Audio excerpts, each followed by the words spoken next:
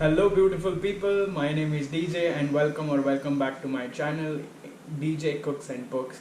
And today I'll be talking about two books, and I read these two books because I was really happy last week. I wanted to read something fun, I wanted to read something wild, and the reason why I was happy was because I finally have reached the mark of 200 subscribers on this channel. Thank you so much for subscribing, and please share my channel or videos with your friends if you think they will enjoy the content. If you are watching for the first time, I'm DJ and I read books about a whole lot of different things. So if you want to subscribe, hey, please do it. So the first book I am going to read today, but before that I'm going to be drinking some iced chai. It's really hot here and this helps.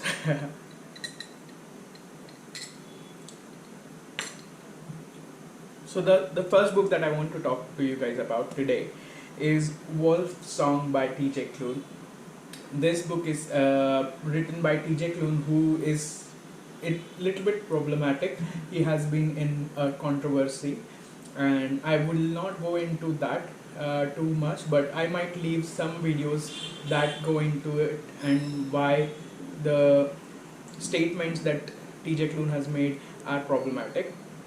I don't know why I picked this up, but I really like the cover. Maybe it was the cover pick, but it also seemed like interesting. I had seen somebody on Instagram say that this was a male romance, kind of fantasy, kind of adult romance, and I was intrigued because I'm not a big fan of young adult romances, and they just make them so sappy and so angsty, and I this book is not, it does not read like an adult romance. It reads just like another YA kind of fan fiction of Twilight, but make it queer. The main character, Oxnard Matheson, is a loser of sorts. Like, people think he's a loser, but he's not. He's just a boy, and people are mean to him, and he's lonely, and his dad leaves him and his mother when he is like 11 or 12. After some time, a mysterious family moves into a neighboring house, and their 11-year-old or 10-year-old son kind of imprints on Joe, for a lack of better word. It's just Twilight but gay, I guess. Like, that's what people have been saying in the reviews and stuff, and that's where a lot of reviews also get into uncomfy territory. Like, Ox is, I guess, when they met, Ox is 16 and Joe is 12 and no, 11 or 10, something like that. There is a big substantial age gap, and it's weird because, again, like, Joe and his whole family are werewolves. It's pretty clear. There's no spoilers, but it's really uncomfortable. Like, why would a 10-year-old or 11-year-old suddenly like imprint on a person that is much older than them, and then they are just best friends for a while? And when Joe, the 11-year-old kid, turns 17 and Ox is 23 or 22 or something like that, 22 I think, he suddenly notices Joe in that way, and he's like, ooh. And the Ox is like, of course, werewolves can read your mind and sense your emotions, and even if you're like, if you have the horns for somebody, they will know all of the family, and it gets really awkward. There is a bad guy again, like, I will not go into specifics, but there is a bad guy, of course, who, when Joe was very young, he had abducted Joe to get back at Joe's family for something that happened a long time ago. And yeah, it's a whole lot of different characters who join them, and it's just too long. This is a chunker of a book. Like, it's a 550 pages I think long, and it didn't need it to be that long. I didn't need it to be that long. It's just too long for me.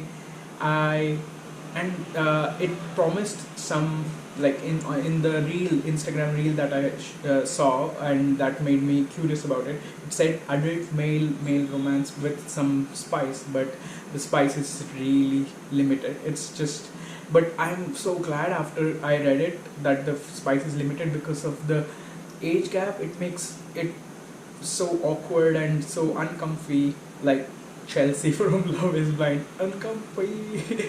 Yeah, I would not recommend this, and I don't think I will read any further in this series, Green Creek series. I think, although there is a Ace character in the third installment, but I'm just not willing to spend a lot of time in this world. It's just weird, and it's just too much. Like, it just drags out in the middle. That nothing happens, and really absurd things happen, like humans fighting werewolves and winning, sort of. Like, this ox has his weapon of choice, that is a silver crowbar, and he almost kills a lot of werewolves with it. It's like giving South Indian action movies where the protagonist or the hero of the story can do anything, even though they are not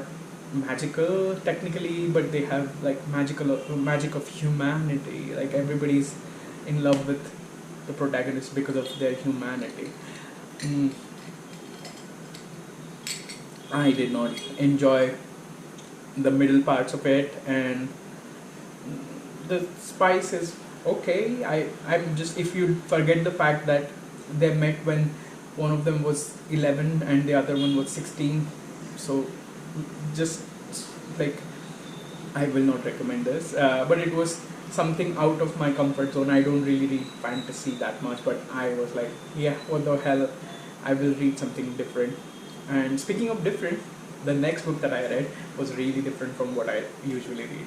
So the second book that I read this week was The Venue by T.J. Payne, another author who's coincidentally named T.J. It's so weird, but I really like to find something in common with the books that I read back to back or something like that, and it's really funny because the book has a totally different vibe. It's insane. That book is unhinged, and I love it. It's on Kindle Unlimited. If you guys have Kindle Unlimited, I'm not sure if Kindle Unlimited is worth it anymore because I don't really read too much on it, but I am glad that I read this one. It's a horror. It's a genre that I never go for, and so is fantasy. I never go for fantasy either. Like, I don't know how I ended up going for this one, but horror. I had heard, I think Hayley Hughes, she was the one whose video I watched and decided to pick this up because it's an unhinged story where this couple invites a bunch of people from their past who have wronged them,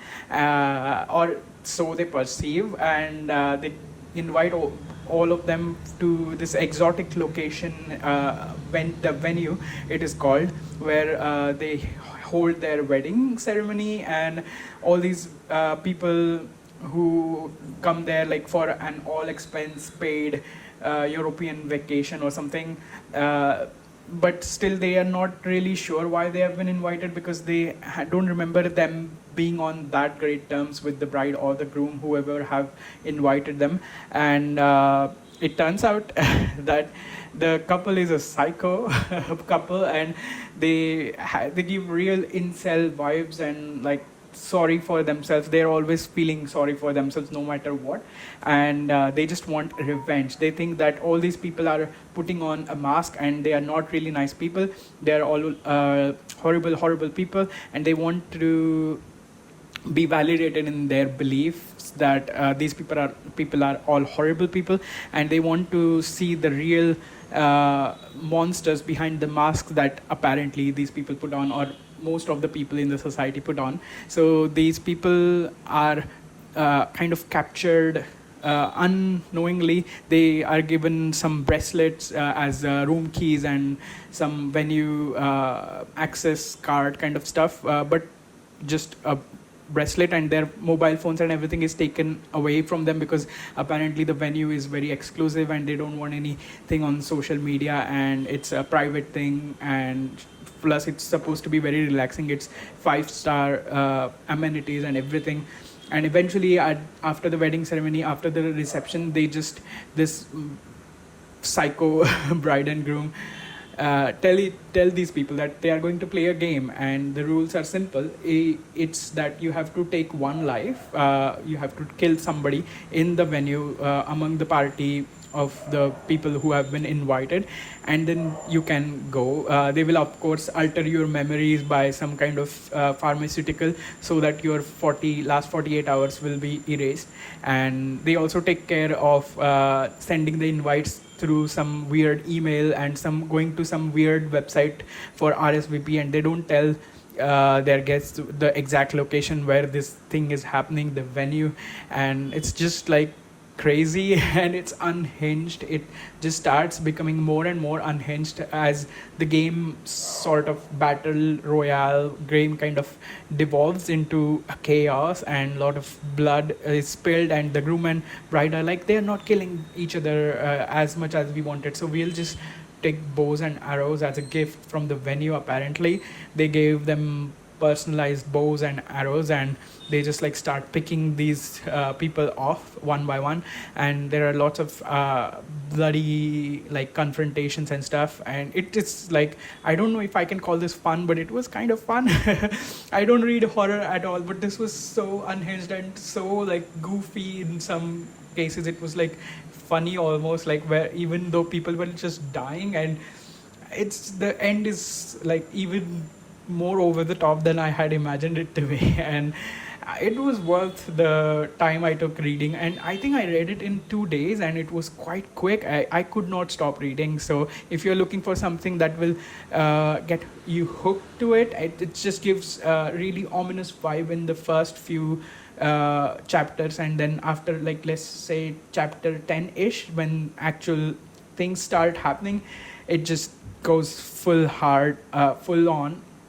It goes hard, and it's really entertaining. So if you are interested, check it out, and let's see what book I get up to next. I almost have kind of given up on finishing Lost on Me by Veronica something, the International Booker nominated long listed book. I read like maybe a little bit, but then I think I am DNFing it. I don't know if I am in mood for literary fiction right now, or maybe I am, but I'm just not. I don't know. I need some breaks, like so. These two were my efforts in taking those breaks, and I'm really happy again.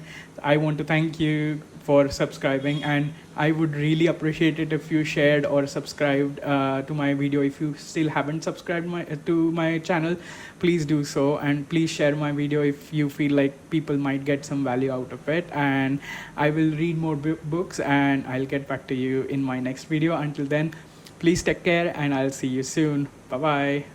And again, thank you for 200 subscribers. I'm really happy.